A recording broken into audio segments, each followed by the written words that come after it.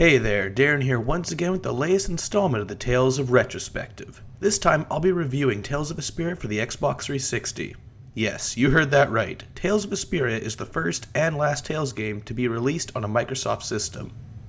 Tales of Vesperia originally released in August 2008, published by Namco Bandai in North America and Atari in Europe. The game was developed by Namco's veteran Tales studio. Vesperia released to both critical acclaim but poor sales. This is most likely the reason that the PS3 port never made outside Japan, but more on that later. But is the Tales series' first leap into the world of HD gaming the next evolutionary step of the franchise? Let's find out. As per usual, the game is set with its own distinct world, with a story starting off in a poor district of the capital city Zophias. Here the game kicks off with the game's main protagonist Yuri chasing a Blastia thief who robbed the lower district of their fountain's Blastia core. Blastia is basically a type of magical artifact, and Blastia is used to power the various technology in the game's world and serve as a key point of the plot. Yuri's pursuit of the thief resulted in him getting events much bigger than himself, including a conspiracy to instigate a war between the Empire and the neighboring guilds, and the creation of the Summon Spirits. Through such events, the main cast assembles, and I won't go much deeper than that, as Tales of Vesperia's plot may be simple in comparison to Abyss's, but it's extremely well told and very much worth playing through. In fact, it's still very memorable to me, as it still stands out as one of my favorite plots that I've seen in a Tales game.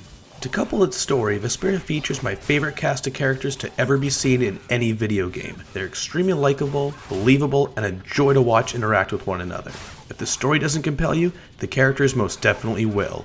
Unfortunately, if I took the time to discuss why each character is so awesome, I'd be here all day, so I'll be generalizing instead. Essentially, each character has their own narrative arc. We learn where they came from, what they've done, and what they plan for the future, and by the end of the game, they all grow as people in some way, shape, or form. Also, all the characters have their own unique quirks and distinctive personalities that mesh really well with one another. This is especially evident in the main character Yuri, whose charisma alone could carry any plot forward. But enough about the story and characters, or I'll be here all day. As I've said for almost every game in the retrospective, the combat is the same tried and true formula, but nothing really innovative here. The combat system is a refined version of the engine seen in Tales of the Abyss. There are a couple small changes, like having the ability to press the right trigger button when an arrow icon appears over an enemy, allowing your characters to zoom across the battlefield dealing damage. You could almost say that nothing has changed since Abyss. The story is good, the characters are great, and the combat is still familiar and fun.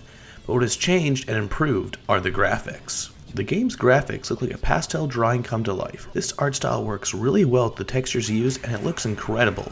Although past games have been attempting this, Vesperia is the first to actually achieve it thanks to the power of modern HD console gaming.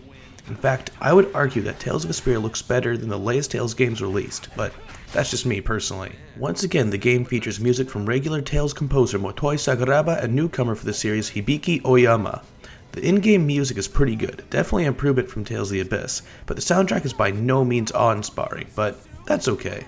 Otherwise, sound is all standard fare with some excellent voice acting performances featuring the likes of Troy Baker, who absolutely nails his role as Yuri and solidifies his character as one of my all-time favorites ever seen in a game. The rest of the voice cast does an excellent job bringing out the emotion and charisma each character possesses. Tales of Vesperia may have the best English voice cast a Tales game has ever seen. You know, I may have been gushing in this review more than my Symphonia review, in which I stated that was my favorite Tales game, but on some days that answer is Tales of Vesperia.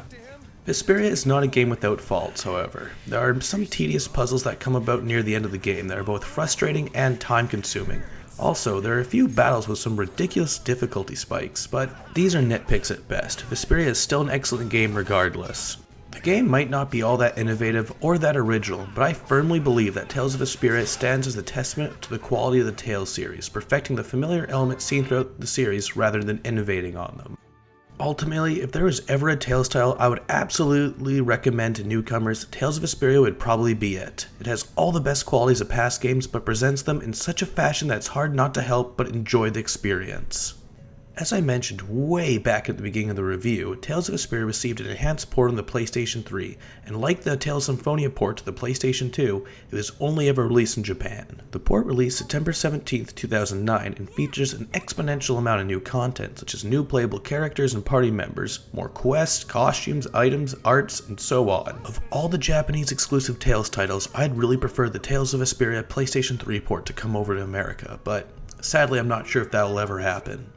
For those of us living outside Japan, we're stuck with the Xbox 360 version, which normally sells around the $25 to $30 mark, but it can be difficult to track down. However, there's a digital version available for download on the Xbox Live Gold Marketplace for $40, so at least there's that. For those of you interested in importing the PlayStation 3 version, it normally goes for around $50. Unless you're familiar with Tales of Vesperia or you can read Japanese, I wouldn't really recommend it. Well, that's about it for Vesperia. As always, thanks for tuning in, and stay tuned for the next part of the Tales of Retrospective, in which I'll be reviewing one of the most infamous sequels of all time.